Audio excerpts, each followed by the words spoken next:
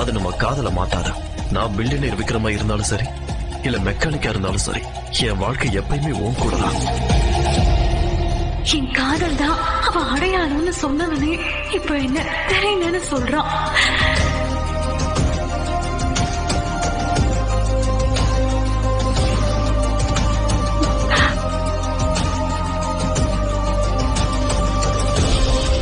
நான் அவனை யூஸ் பண்ணல. எனக்கு இவன் கிட்ட இருந்து எதுவும் வேண்டாம். இந்த சொத்தை நீங்களே வச்சுக்கோங்க.